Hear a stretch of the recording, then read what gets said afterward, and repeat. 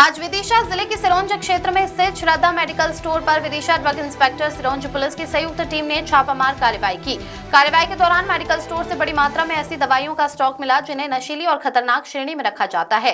Team ने मौके पर ही मेडिकल स्टोर को सील कर दिया है। बताया जा रहा है कि यह मेडिकल स्टोर किसी पत्रकार और कांग्रेस नेता से जुड़ा हुआ है। छापे के बाद पूरे क्षेत्र में इस कार्रवाई को लेकर चर्चा तेज हो गई है।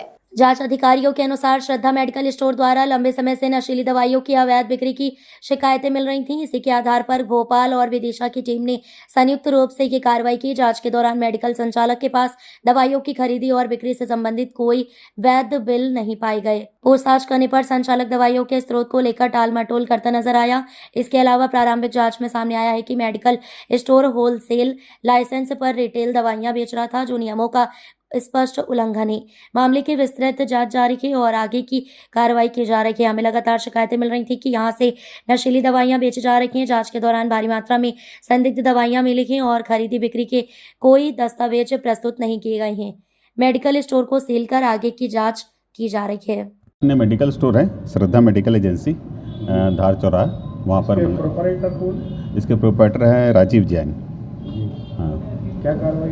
ऐसी सूचना मिली थी कि उनके द्वारा अवैध रूप से नस्ली दवाइयों का विक्रय किया जा रहा है, तो मेरे द्वारा पुलिस बल लेके उनकी जांच की गई और वहाँ पर भारी मात्रा में ऐसी दवाइयाँ हैं जो नशे के रूप में यूज हो सकती है का संगठन पाया गया था।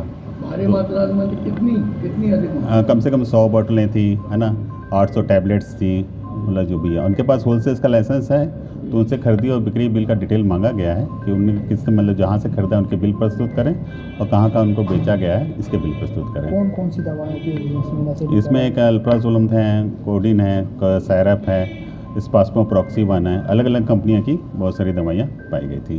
तो ये दवाइयाँ हैं, इनको क्या मतलब डॉक्टर लिखे उसके बाद देना चाहिए? हाँ, दवाइयों के प्रिस्क्रिप्शन पे ही होना चाहिए दवाइयाँ, क्योंकि नारकोटिक्स ड्रग्स के उसमें आते हैं, नशे जिसमें होते हैं उसके कैटेगरी में। उनका किया है स्टोर, किस बेस पे किया, क्या उनमें अनियमितता पाई भारी? हमें प्राथमिक दृष्टि से हमें ये देखा गया कि उनके पास ना बिल बुक थे, ना परचेज बिल उन्हें प्रस्तुत कर पाए। तो ऐसा ज्ञान हुआ कि उनके द्वारा अवैध रूप से इनका नशीले रूप में विक्रय किया जाता है। दूसरी बात है, उनके द्वारा जो लाइसेंस जांच की गई होलसेल का लाइसेंस है और रिटेल का लाइसेंस बेचा जा रहा है, ऐसे हमारे शक हुआ है। तो इस बेस पे हमें इन्वेस्टिगेशन के पूरा करने के लिए सील किए गए इसको। अब अग्रिम क्या कार्रवाई?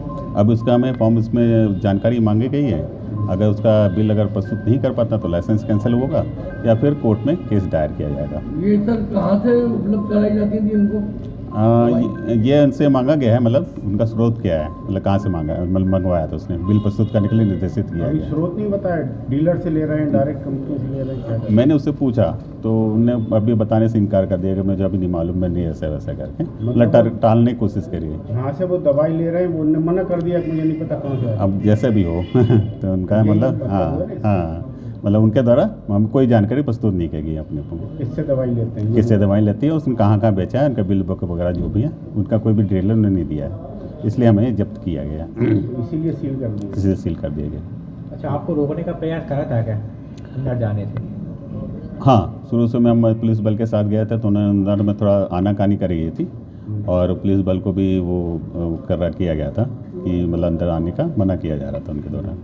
आप जबरदस्ती करके पुलिस पुलिस अपने नहीं, फिर मैंने उनको समझाया और मैंने उससे जानकारी मांगी तो खुद ही फिर बाद में तैयार हो गए थे।